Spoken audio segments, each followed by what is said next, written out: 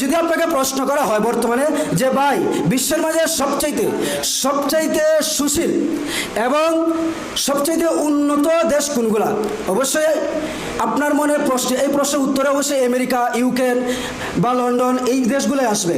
যদি আপনাকে আমি প্রশ্ন করি আবার এগেন যে বিশ্বের মাঝে সবচাইতে কোন দেশে জারজ সন্তান জন্ম হয়, তাহলে অবশ্যই এই আমেরিকায় আসবে। তার মানে কি সুশীলতার মধ্যে এই জারজ সন্তান জন্ম দেওয়ার কোনো বাধাগ্রস্ত নেই। যদি আমি আপনাকে প্রশ্ন করি যে বর্তমান যে শাসন ব্যবস্থা আছে ওই শাসন ব্যবস্থার দ্বারা বিশ্বের মধ্যে সবচেয়ে উন্নত দেশ কোনটা, আবারও উত্তর আসবে আমেরিকা।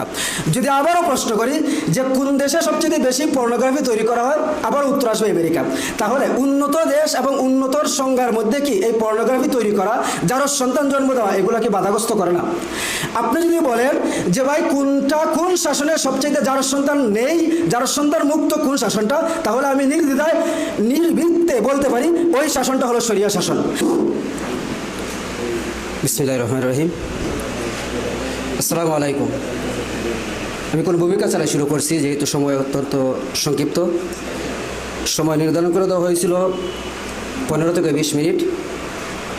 সেই তাগিদেই আমাদের প্রস্তুতি ছিল, কিন্তু হঠাৎ করে জানলাম যে আমাদের সময় 5 মিনিট।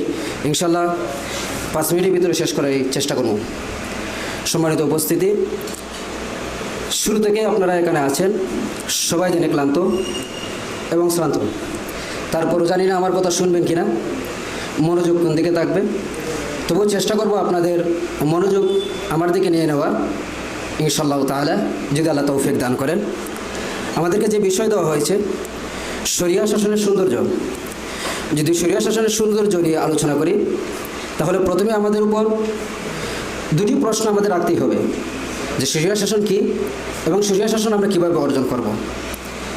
তারপরে আমাদের সামনে আরও প্রশ্ন আসবে যে শরিয়া শাসনের বিরোধী যারা, যে শাসনটা আছে সেই শাসনের সৌন্দর্য নয় কেন, সে বিষয়ে আমাদের আলোচনা করতে হবে।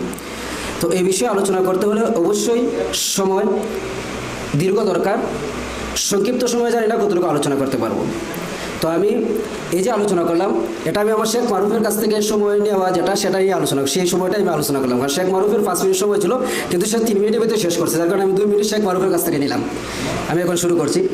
সম্মানিত উপস্থিতি, আমরা যদি দেখি যারা রাষ্ট্রবিজ্ঞান পড়ছেন, অবশ্যই অনেকে পড়ছেন, যে যদি দেখবেন যে আপনাদেরকে যদি শাসনের থিওরি শেখানো হতো, তাহলে আপনাদেরকে প্রথমে প্লেটো বা ওই ধরনের কারো বিষয় শেখানো হতো, এরপর কালমাস বা অন্য কারো বিষয় নিয়ে শেখানো হতো। কিন্তু মধ্যখানে কিন্তু আপনারা দেখবেন বিরাট একটা গ্যাপ চলে আসে, যে গ্যাপটা নিয়ে তারা আলোচনা করে না কখনো। সেই গ্যাপটা কোথায়, সেই গ্যাপটা নিয়ে কেন তারা আলোচনা